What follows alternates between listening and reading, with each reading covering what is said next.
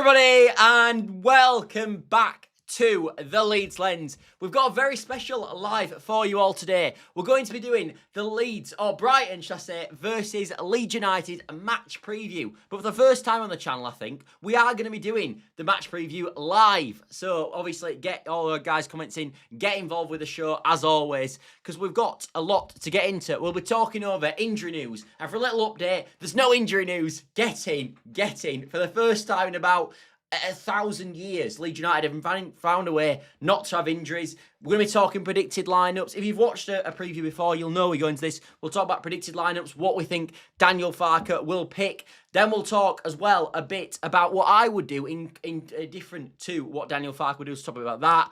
Then we're also going to go about key tactical battles. We'll look at what Brighton are going to do, how they're going to set up, sort of link them together. Obviously, though, because we're doing all this live, get yourself involved in the conversation, get your points across, and we'll naturally go through. That's why we're doing this show live today.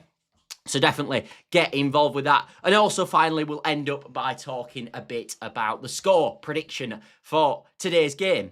But I think we should start with the news regarding the press conference. What a press conference it was. Daniel Farke, again, he seemed so happy in his press conference today. He talked about sort of, this is going to be a tricky game for Leeds United, but we're not going down there with any fear. We're in a good moment this time. The players are confident and we are ready to go. And he also said, which I'm sure we're all pleased about, there is no new injury news. Get in.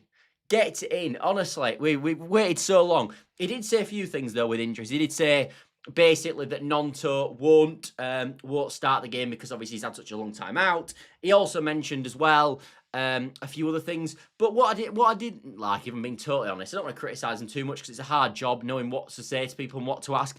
But I'd like to journalists to talk about, are we going to see longer from Noah Okafor? We've only seen sort of 50, 60 minutes. What point are we going to see him play a whole 90? That would be a nice question to ask. And also, if we could have got a question about sort of Strout versus Biol, how, obviously, we know he thought Biol played really reasonably well, but is it like Strout's going to be starting this one? It would have been nice to get a few questions about that, but, you know, you can't have everything, I guess. But yeah, the update regarding injury news is quite simple for Leeds United. There is none.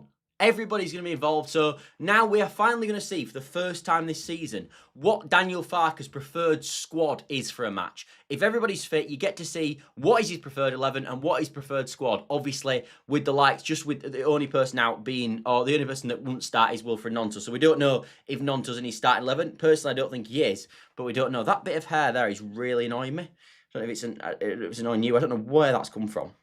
Got a little horn. Hello, horn. What the flip, man? Anyway, let's move on from my developed horn. So that's fantastic. But yeah, let's talk a bit about Leeds United at this moment in time and how I actually think Leeds United are going to line up. But before we do that, I do want to Ellen Back. I've just seen you on the comments, and I did want to mention a few stats that Ellen Back talked about. And he basically messages me and talks about all the stats for the game. Follow him on Twitter. He's full of Leeds United content. So if you do want a Twitter page to follow, it's definitely the one. But he was basically a few stats for the game. Leeds United have an awful record down at Brighton, absolutely horrendous record. We've never won at Brighton so far in the new stadium that they played in. We're actually winless in 9 away games versus Brighton. We've never won in the Amex. What else have we got? Leeds players have taken 30 shots without actually scoring a goal down there. 4 for Jack Harrison, 2 for Strout, 2 for Dan James. We've not particularly got a good record down at the Amex. We've never won there. We've never even scored a goal there. It's a bit of a disaster. And even the great Marcelo Bielsa couldn't get anything going. The last really memorable game I can think Leeds United had against Brighton was probably that game we beat them. Was it 1-0 or 2-0 at home when Chris Wood scored that header back across goal? What a game that was. I think, was it 1-0? I think it was definitely, it was that famous goal when it was a Charlie Taylor cross, and it was a Chris Wood header back across. But obviously that was at Ellen Road. Ellen Back says, Brighton have only played last night at the Emirates. Could that give Leeds an advantage? I think probably, yeah. Because I think we'll get on to it a bit about how Brighton are going to line up for the game and who's going to actually play in that Brighton team. But there's a few players that I think in the predicted Brighton 11 that I've been looking at that will actually play on Wednesday. So I think so, yeah. I think definitely so. Easy says, I know the squad are capable of winning, but because I've absolutely no faith in Farke, I'm not hopeful. Fair enough. You don't like Farke, do you? Easy. That is the truth of the argument. I fail to see with Farke at this moment in time. I got it after the Brighton game. After the Burnley game, I totally got the Farke conversation. But I fail to see at this moment how you can massively criticise him. We've got 11 points from 9 games. We're doing fantastically well. I don't know what. There isn't much positive. There isn't really much negative to go on at the moment. I don't think. I don't really see it as a negative time for a Leeds fan. We've just been promoted. We've got 9 points in our first 11. Do we need to ease off on Farke? I think so. I'm happy to talk about it when I think it's more relevant. It's just not a relevant conversation for me at this moment in time. He's not going to be sacked, obviously, and yeah, I don't really want him to be sacked. He's doing a fine job, is the way I see it. Anyway, let's get on and look at a few. How I actually think Leeds United are going to line up for this one. So this is my predicted 11 that I think Daniel Farke will pick for the game. So I think in goal he'll stick with Perry. Obviously, I think that's obvious. He's basically said that's going to happen. Bogle, Rodon definitely will play as well. I think one of the interesting ones is that centre back, which is nice. That it would have been nice for someone to mention it in the obviously in the press conference. Ask him about BL versus. Of course, Pascal Struijk at centre-back, because I think that one is something that could be debated either way. I really do. I think that's an argument that could go either way. I would pick BL personally for this game. To not give too much, but I would pick BL personally for this game because I think this is a game where we're gonna have to sit in, we're gonna have to soak up pressure, we're gonna have to soak in a lot of attacks. There's gonna be a lot of balls coming to the box, and I think when we're playing a bit deeper, playing maybe in a low block at times, I think that suits BL. We saw how good he was in the second half versus the first half, and I think that would something that would massively suit Yaka BL at centre half. So I think this game does actually suit Yaka. So I would stick with him. Goodmanson, he's back at left back. I would start him straight away. Although I did think James Justin played well there, so I'm not too concerned about that, but I would pick him, and I think Farke will as well. Ampadu, Tanaka, and Longstaff, I think, will be his midfield three. I think there is an argument for this one for Stack. I think because we're going to be out of possession a bit, and we might need a bit more physicality in there, coming up against the likes of Carlos Baliba of Brighton, of course. I think there is an argument for potentially Tanaka to Stack, but I would stick with Tanaka because I think he gives us that excellence on the ball that I don't think you see with Stack. Personally, I think he's a better ball player than Tanaka. Also, Farke talked in his press conference about the fact that actually Tanaka was self-critical of his performance against West Ham, but he said he didn't need to be. He actually played quite well in the game. So I think that's something to bear in mind with Tanaka. So I think that sort of suggests that he will start. And then I think the front three that Daniel Farke will go with, not I would go with, Daniel Farke will go with, would be Brendan Aronson on the right-hand side. He seems to be his favourite boy. Calvert-Lewin up front, and then Noah Okafor on the left. I think Aronson, there's more reason to play him in this one because he's just come off arguably his best performance in a Leeds shirt, obviously against West Ham. So I get the argument for a busy Brendan for this one, or the Medford Messi as they like to call him. But I would not do that. So if we go on to what I would do, I would personally take Aronson out for this one.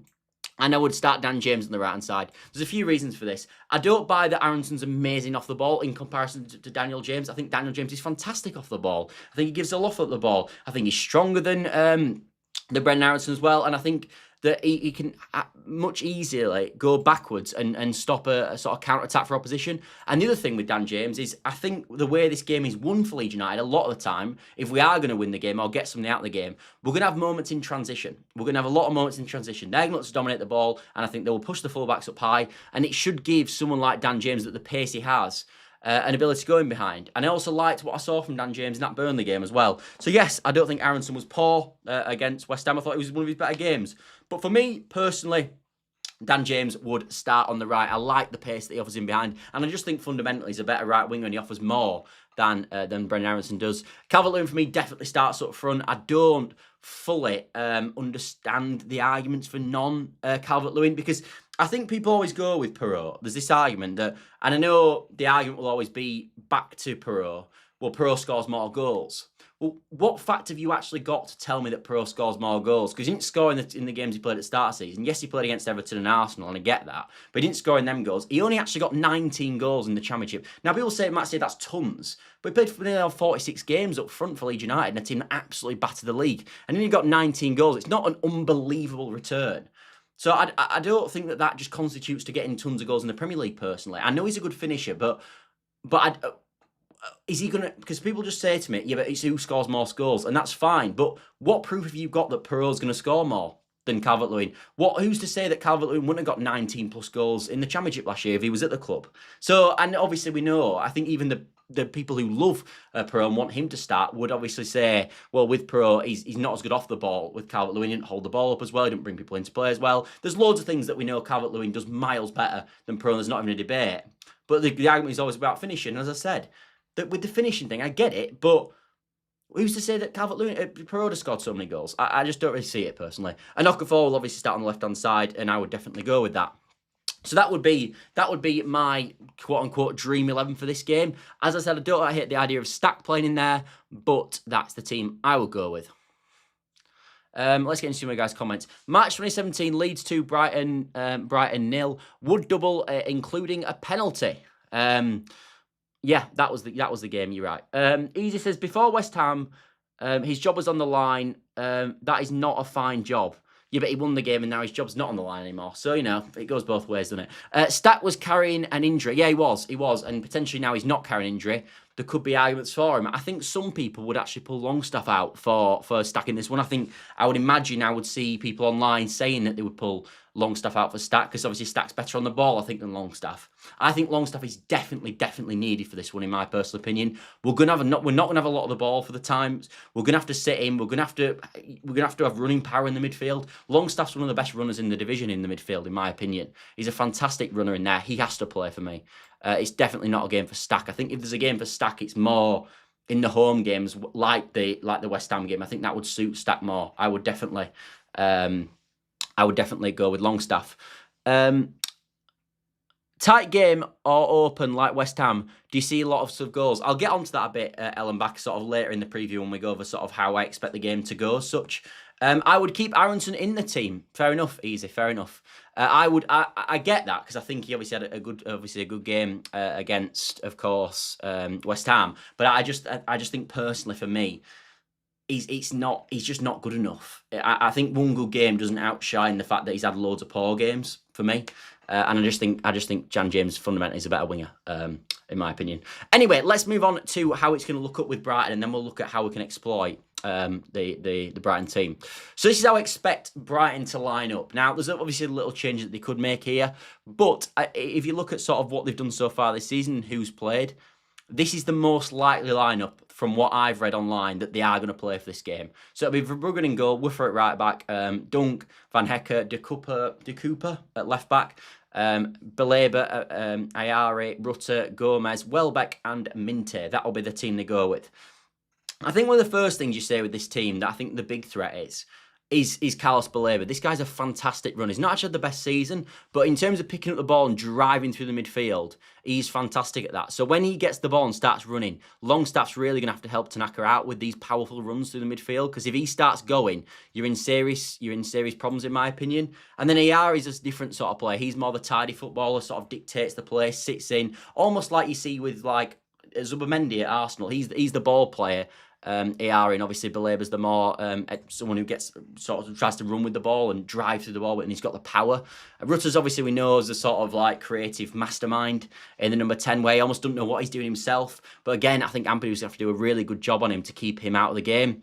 Welbeck, of course, another threat for them, being in fantastic form as he got 5 goals, I think, in 3 games now. He's playing really well. You've got Minte, that's really direct winger. He's a problem as well. So there is problems in this team, and I think fundamentally, when we look at sort of how this game goes, Brighton are the better team. They've got better players. We're going to have to hope that they have an off day. If we're going to get a result in this one for me, we're going to have to hope they have an off day, and we need to hope that Leeds United have a good day. And we all play 8 out of 10s. If we play out of 10s and they drop down to a 6 out of 10 on an average match rating for their team, there's every chance we can get something from the game. But if they play the best, well, it's going to be a long day for Leeds United, in my personal opinion, because they've just got so much quality all over the park. But when I look at how Leeds can get at this Brighton team, because there is, yes, they're good, but there is problems with this Brighton team. And it is one of the main things that they do quite often is they fly the fullbacks up. So Weafer at right back is naturally centre mid by trade, and he naturally pushes on because of that and gets involved. And it should leave Okafor with this space in behind to run into in transition if we get that moment. And it's the same on the left hand side as well. That he naturally moves forward, and Aronson then will have to track him back. But in the turnover, if we get the position sense right, we can and we should be able to get Aronson in these pockets, driving at their back 4 in behind Ayari and Beleba. So that's one thing. I think transition is going to be something really important for Leeds United in this game, and we're going to have to utilise that very well. So when we pick up the ball, we've got to play it quickly and get it moving. So if we pick up the ball in midfield, get it quickly into Longstaff, who can get it quickly into attack and get us moving forward quickly. So that's going to be really important for the game for Leeds. And I think the other thing, and this will be, I think, a common theme with what Leeds we're going to see this season, is set pieces. We've got a height advantage again, in my opinion. Dunk is a fantastic header of the ball at centre-half, no doubt about it. He's someone I have to mark on set pieces for sure. Van Hecke's not awful in there. But again, I look at our players, and you've got Calvert-Lewin, Biol and Rodon, who are elite headers of the ball at this level, as we've seen so far this, and I think with Biol we'll see so far this season. So I still think we've got a height advantage, and I think on set pieces, we still should be really dangerous. The other thing with Brighton to mention as well is, they actually don't particularly do that well against some of the poorer teams. Like last season, out of the bottom half of the league, they didn't beat Southampton at home. They didn't beat Leicester at home. They didn't beat Ipswich at home. They lost to Palace at home. They lost to Everton at home. They drew 0-0 with Brentford at home. So there's a lot of times where Brighton actually, when they're the team that have got to put it on a team, and they're the team that have got to inflict the damage on the opposition as such, and they've got to be the team that's on the front foot trying to win the game, when the initiative's on them to win it, I think they struggle at times, because they've always been fantastic actually against some of the better teams in the division. Like you look at this season so far as an example, they've beaten Newcastle at home, they've beaten Man City at home, yet they drop points against Fulham at home, who are obviously currently 16th in the league. So as I said, or is it 17th in the league, Fulham? But I think there is points where they do struggle against some of the poorer teams. They even drew to Wolves at home last season as well, 2-2. So, as I said, this Brighton team, yes, on paper is fantastic, but they don't like the initiative. They're much better, in my opinion, playing against the better teams at home. We've seen that consistently over the time with Fabian Hurtzler in charge. That's when they get the best out of the games. So I think Leeds United, if we have our wits about us, we can do something at the weekend. Look, as I said, this is a Brighton team with loads of quality, obviously. But when you look at the underlying data and how they perform against the lower teams, they haven't got that good a record of it. It's actually a similar situation to Fulham, which we said at the start of the season. And I know, obviously, they scored really late in the end of the game with a Goodmanson own goal, but actually, it probably should have ended up being a draw that game. And I think that this could be a similar style to that, and it go in a similar way, in my opinion. I've always said Aronson has a similar story to Dan James, or a ceiling or story to Dan James. I think James has got that blistering pace that Aronson doesn't have. I think Aronson's potentially a better dribbler, but I think DJ's got blistering pace, and I also think with Dan James, the benefit of him is that he's stronger. He's much more physically, in my opinion, developed than Aronson. He can win them duels, which I think is a huge positive, because we talk about Aronson's pressing all the time as a real positive, which it is. But if he presses someone and they just bully him when he actually initiates contact with them to actually try a duel with them, and he just loses it, it almost sort of evaporates the point of the press in the first place. Midfield has to be Stack, Longstaff and Ampadu. So you drop Tanaka easy. That's interesting. That is interesting. I don't hate it. I don't hate that. I really don't. I understand that in terms of Stack's our money signing in the summer. Stack's 6'4" again would lead to height presence in the box, which we talked about. Set pieces being a positive for Leeds United. Add that extra height with Stack, it could be beneficial. He's obviously better off the ball as well, I think, than Tanaka. So I do get that. I just think for me, Tanaka's that. I still think on the ball, Tanaka's comfortably our best midfield player, and for that reason, I still want to. Although I want us to be physical in the game and create duels and not just let them have the flow of the game. I still think that I would like a bit of sort of finesse on the ball. I would like someone with a bit of quality on the ball that can dictate the play and take pressure off. And Tanaka, for me, is that player. But I do get that. Because, as I said, when we're looking at how Leeds United win this game, we don't win this game by making it really fancy and fantastic football. We win this game by disrupting Brighton constantly, going down for cheap fouls, knocking them over, causing the game to have loads and loads of duels in the game. Don't let the likes of Rutter, Ayari, Gomez, Minte get on the ball quickly and get on the ball and start playing with you. Because if they get on the ball too much and we don't disrupt them, they will pick us off. So we really do have to. We've got to disrupt the game as much as we can. That's the way to do it. And as I said, we're playing like a team. They were underdogs in this game because we are underdogs. We've got to do what underdogs do. Time waste. Go down for cheap fouls. Cause it to be a duel. Don't let them get settled in the game. Be aggressive. Be physical. Be dominant on set pieces. These are the ways that Leeds United can get good results in these sort of games. And if we do that, I think we could put a shocking on Brighton. I really do.